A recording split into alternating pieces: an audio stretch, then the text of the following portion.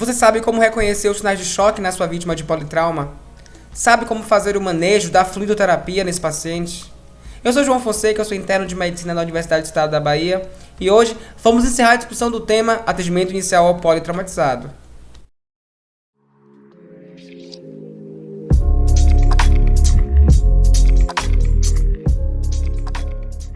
Dando então continuação à sequência lógica do ABCDE, vamos agora entrar no C de circulation, ou circulação. Sendo que pra gente, no atendimento inicial, a gente vai buscar basicamente sinais de choque. E como é feito isso? Pela avaliação PPP, que pode ser feita de forma proximal distal, do membro superior, por exemplo. Então, o primeiro P é de pele, e nesse contexto vamos avaliar se a pele está sequinha, quente, como a gente observa, ou se ela está fria e pegajosa, que representa o sinal alterado. Indo mais distalmente, vamos agora avaliar o pulso, meio do pulso radial. Observar se ele está cheio, profundo, ou se ele está fraco e acelerado, que é um sinal também de alteração. E por fim, na ponta dos dedos, vamos observar o tempo de preenchimento capilar, que nesse contexto vai estar alterado quando perdurar por mais de 2 segundos o enchimento capilar. Na ausência de choque, ou seja, se todos esses 3 sinais estiverem normal, você vai passar para a letra D sem mais problemas. Mas se algum desses sinais estiver alterado, isso pode indicar choque. E é importante buscar os principais focos de sangramento no trauma. E a gente usa o mnemônico poeta para tal. P de pelve, O de ossos, especialmente ossos longos, o E de sangramento externo, mas a gente já viu isso na parte do X ABCDE, o T de sangramento no tórax e o A de sangramento abdominal. O abdômen, a gente vai fazer o exame físico especial no trauma, que é alterado, né, da sistematização tradicional. No trauma, a gente faz exame físico IPAP, inspeção e palpação, ausculta e percussão. Vai lembrar que no ambiente do trauma, da sala do trauma, toda a adrenalina e o barulho acaba prejudicando a ausculta e a percussão. Por isso que eles acabam ficando por último, um pouco diferente da abordagem tradicional de exame físico. Além disso, é importante lembrar também que imobilização de fratura é técnica de hemostasia, especialmente no trauma, especialmente de ossos mais longos como o fêmur, por exemplo. Então, imobilizar é preciso para trabalhar e combater o choque hipovolêmico no trauma. E deve-se atentar aos sinais da tríade letal, o chá da morte. E esse chá, na verdade, é um mnemônico para lembrar da coagulopatia, da hipotermia e da acidose, que são pontos importantes achados no paciente vítima de trauma e chocados, que são fortes preditores de alta mortalidade. É importante lembrar que de todas as técnicas e intervenções que mudam o desfecho do paciente chocado no trauma, o Transamin merece destaque e deve ser feito sempre que possível para a vítima de politrauma. O Transamin deve ser feito ainda no pré-hospitalar com menos de 3 horas decorridas do trauma. E lembrar que o estetoscópio do trauma é o ultrassom, fazendo alusão ao EFAST. E o que é o EFAST? O EFAST é uma sigla do inglês que significa Extended Focused Assessment with Sonography for Trauma, que traduzindo é uma análise, uma avaliação estendida, focada com ultrassonografia para o trauma. Então, tradicionalmente, ela foi criada com 4 pontos de avaliação primordiais. A janela subestifoide, o espaço hepato-renal, ou também chamado espaço de Morris, a janela espleno-renal e o espaço suprapúbico ou infogástrico. Isso aqui seria um espaço para poder avaliar locais de sangramento e coleção líquida. E ele foi estendido para o EFAST, nós temos aqui o FAST tradicional, e nós temos a versão estendida em que se acrescentou mais 4 pontos, especialmente de caixa torácica, para poder avaliar, então, perfurações torácicas, pneumotórax, entre outros achados importantes. Mas basicamente o que ele vai buscar na situação de choque: líquido livre na cavidade. E líquido livre no trauma, até que se prove o contrário, é sangue. Então nós fazemos um EFAST, o EFAST está positivo, ou seja, tem líquido livre na cavidade, o paciente está estável, a gente pode encaminhar ele para TC e coletar maiores informações de imagem, observar onde é o sangramento, qual foi o tipo de lesão, muitas vezes graduar a lesão, grau 1, grau 2, grau 3, grau 4, né, das lesões, por exemplo, renais, hepáticas, enfim, porque ele está estável. Mas se ele estiver instável e com líquido livre na cavidade, esse paciente vai para a sala cirúrgica, o reparo dele vai ser cirúrgico imediato. Paciente que tem FAST negativo e está estável, ok. Aí você vai poder encaminhar o paciente para observação ou solicitar um ATC de acordo com a história e cinemática do trauma. Mas se o paciente tem FAST negativo e está instável hemodinamicamente, questiona-se pra gente: será que o sangramento é extra-abdominal e o EFAST não avaliou? Será que é um sangramento retroperitoneal que o EFAST não conseguiu captar?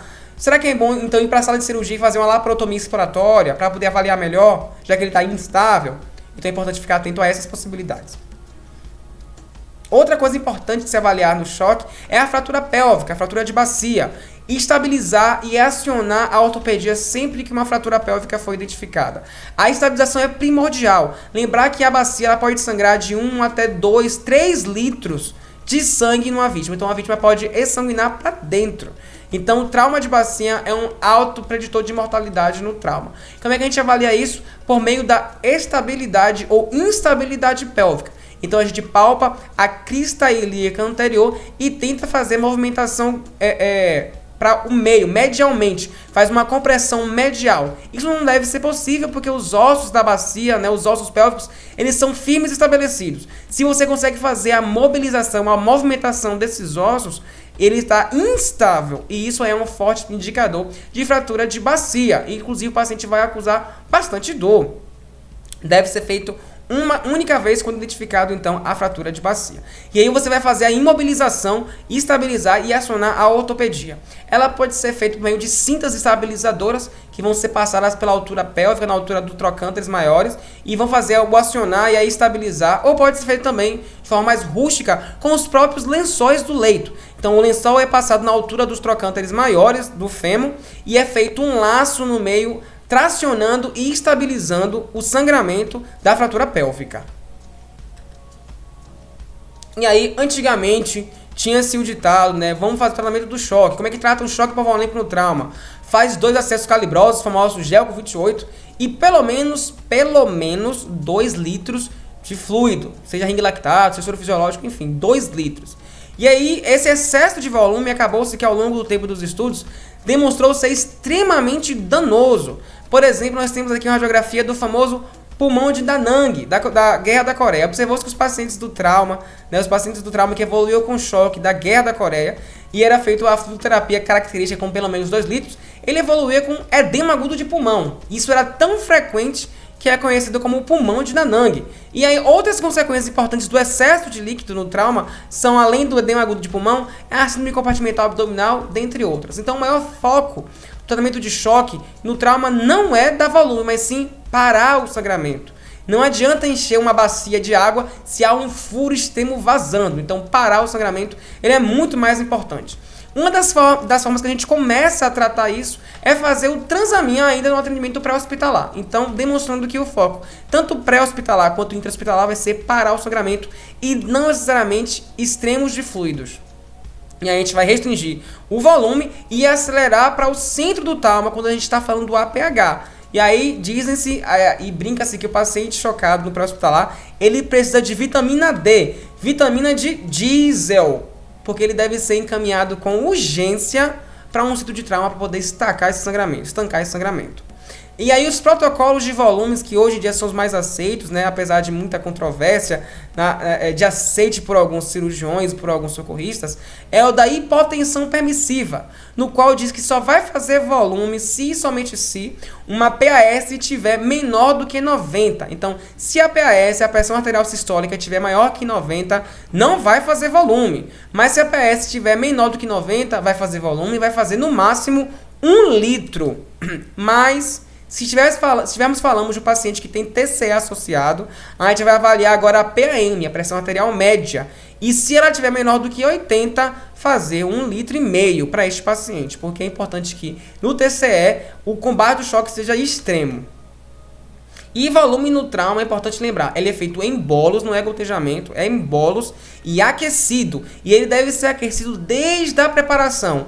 Quem não viu, volta para o vídeo 1 dessa série de atendimento inicial politraumatizado, onde que eu falo de preparação. Desde o momento que o pré-hospitalar liga para o hospital avisando que vai levar um paciente do trauma e que ele está possivelmente chocado, nesse momento deve ser feito o aquecimento do soro, para deixar lá preparadinho para caso o paciente precise, porque ele deve ser aquecido.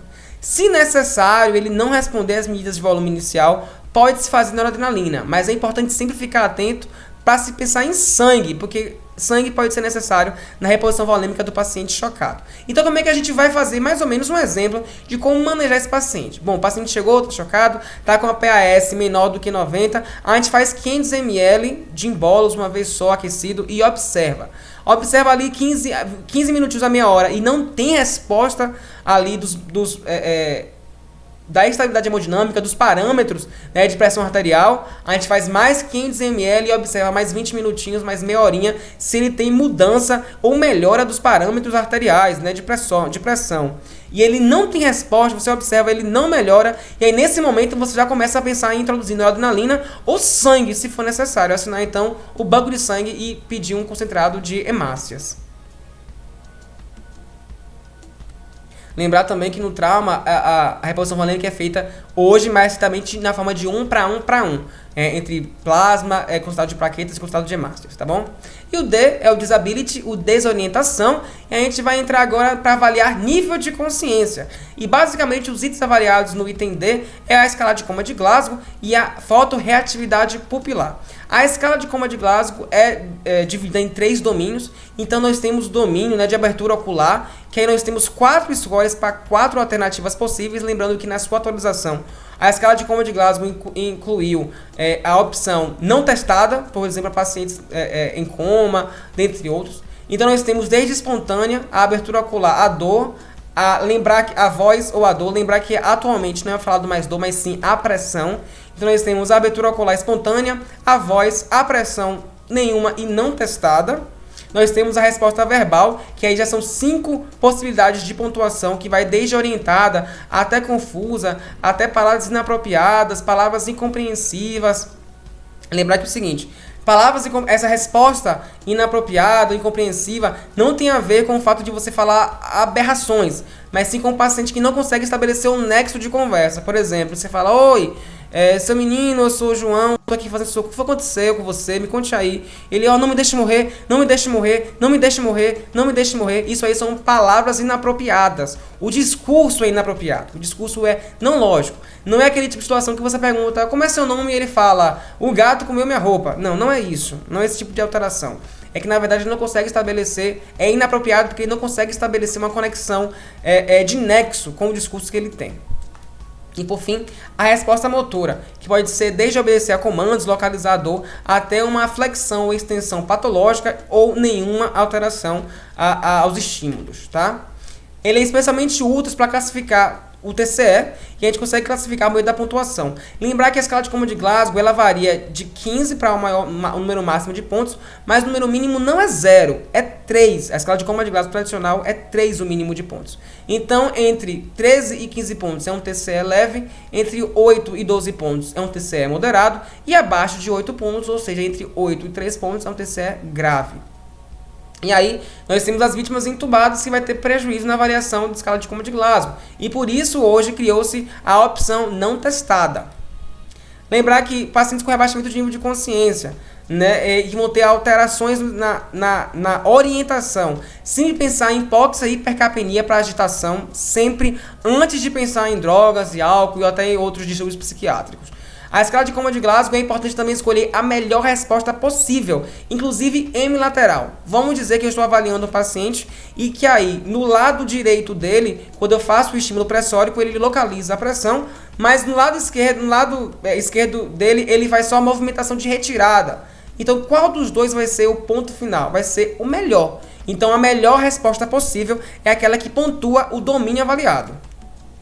E o que é, então, a nova escala de coma de Glasgow, escala Glasgow P, né? Na verdade, essa escala de coma é uma aquisição, uma junção entre a escala de coma de Glasgow e a avaliação pupilar, em que você vai subtrair um ponto para cada pupila alterada. Então, vamos dizer que o paciente tem uma escala de coma de Glasgow 10 pontos e tem uma pupila alterada. Então, ele tem um Glasgow 10 e um Glasgow P 9, porque ele tem apenas um olho alterado, uma pupila alterada.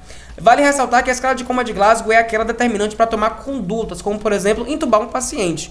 Né? Pacientes com Glasgow menor do que 8 é indicativo de intubação traqueal. O Glasgow P, ele não indica condutas. Você não vai tomar decisão de condutas a partir do Glasgow P. O Glasgow P hoje, que está em estudo ainda, inclusive, ele até o momento ele indica prognóstico, mas não avalia condutas. E é importante também ainda no D avaliar posturas patológicas características. Como já falamos, nós temos então a postura de decorticação, que é a flexão patológica, e nessa situação nós observamos uma lesão localizada entre os neurônios do córtex e seu trajeto até o núcleo rúbreo. E nessa situação nós temos predomínio do estímulo flexor nos membros superiores, e por isso ele faz então a decorticação, a flexão patológica. Já que nós temos a posição de descerebração, que é a extensão patológica, nós temos uma lesão na altura da comunicação do núcleo rúbreo para os flexores, né, no axônio dessa região. Essa lesão é aqui na massa branca, nessa substância branca. E aí então nós temos o predomínio dos extensores do trato vestíbulo espinal. Nessa situação, então, nós temos o predomínio dos extensores e por isso nós temos a extensão patológica. E aí, então, chegando agora no ED Exposure, é hora de expor o paciente. É para retirar todas as vestes, porém, protegendo sempre da hipotermia. Lembrar do chá da morte que a hipotermia é um fator preditor de mortalidade. Então, a gente vai avaliar o máximo de lesões possíveis da cabeça aos pés.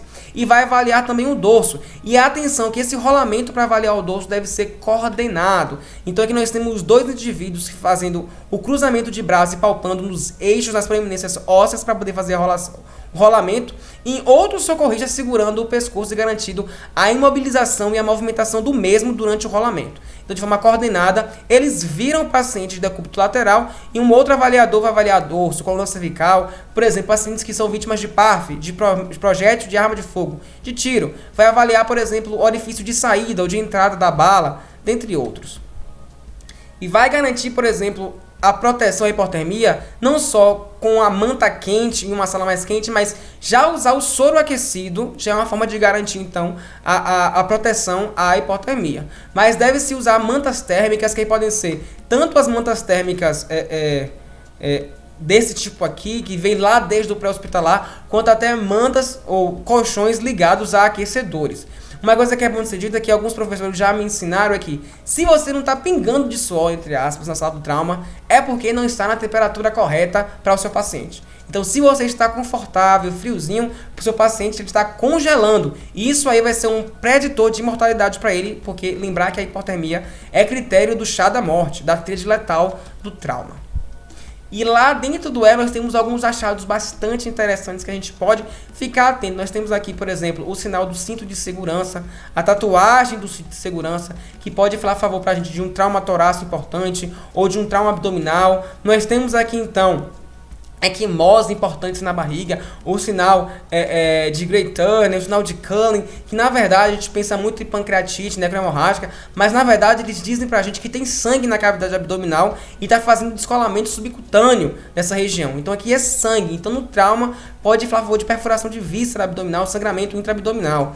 Lembrar que a tatuagem do cinto de segurança aqui do abdômen localizada pode se traduzir também como perfuração de víscera oca abdominal. O cinto de segurança ele é projetado para segurar a cintura pélvica, então ele deve ficar por cima dos ossos pélvicos. Porque uma vez que ocorre a batida, a colisão e a pessoa é projetada, ele faz a compressão das estruturas ósseas. Se o cinto de segurança de 3 pontos ele é colocado sobre a barriga, no momento da compressão ele vai comprimir justamente vísceras abdominais ocas. E isso pode então favorecer a perfuração dessas vísceras, especialmente intestino delgado. Então, a tatuagem do cinto de segurança é um forte preditor de perfuração de víscera oca abdominal, especialmente intestino delgado. E aqui nós temos também uma protusão, uma projeção de víscera abdominal. Esse aqui é um achado de eventração. Então, nós temos um rompimento das estruturas que contêm os órgãos, as vísceras dentro da cavidade abdominal, e ela está vazando para o espaço extraabdominal, mas não rompeu a pele. Então, esse quadro aqui é chamado de eventração. Se tivesse rompido a pele e sinalizado as vísceras abdominais, nós teríamos então a evisceração.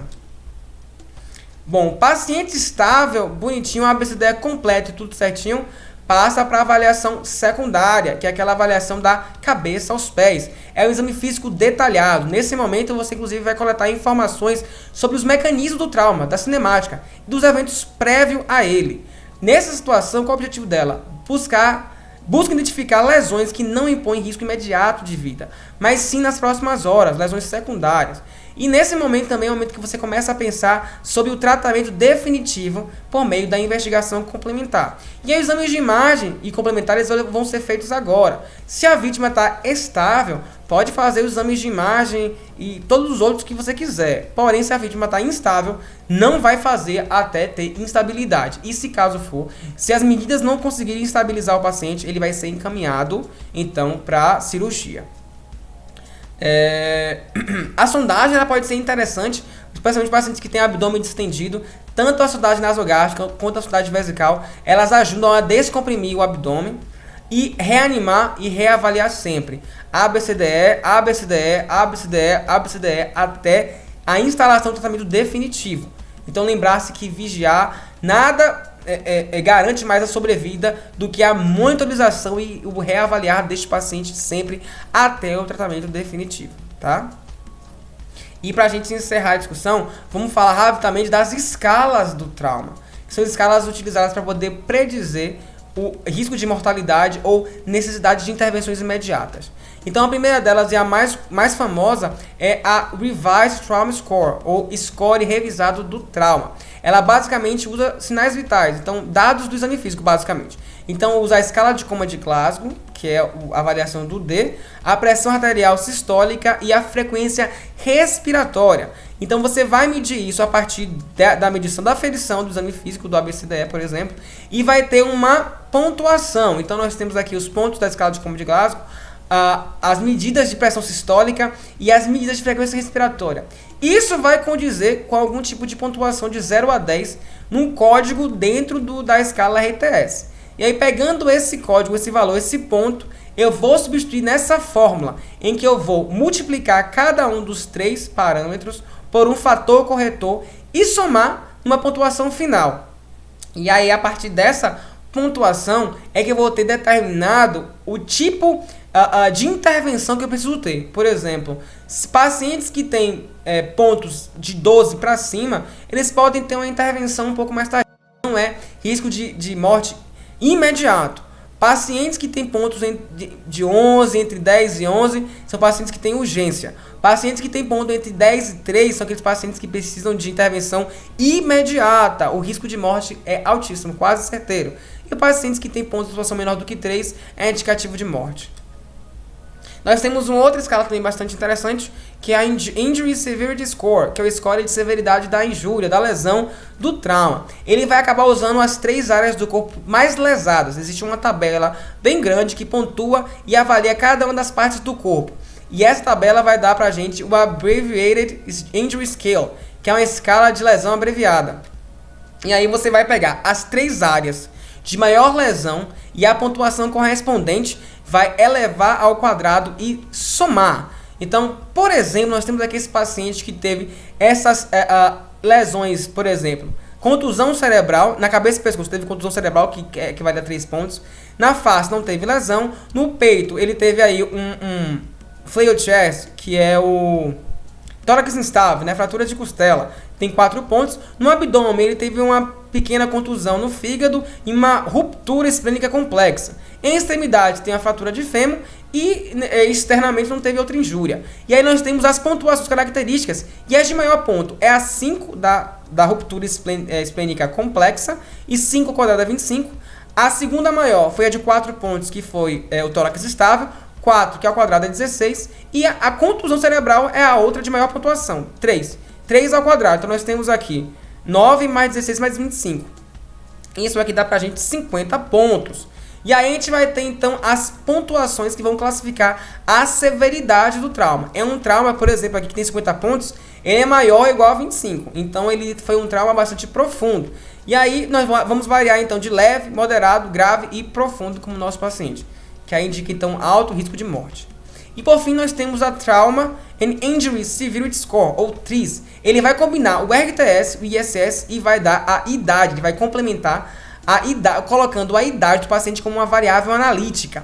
E aí nas calculadoras específicas ele pega todos os scores que a gente já comentou, por exemplo, o ISS e o RTS, e aí coloca a idade e calcula. E isso dá pra gente ali uma porcentagem de sobrevida. tanto para um trauma que for contuso, para um penetrante. E a gente consegue, então, pensar e vislumbrar prognóstico para esse paciente, tá? Aqui está as referências dessa aula. Muito obrigado pela atenção e ter assistido todos os vídeos, vindo até aqui. Qualquer dúvida, entre em contato por meio das redes sociais. Tchau, tchau e até a próxima.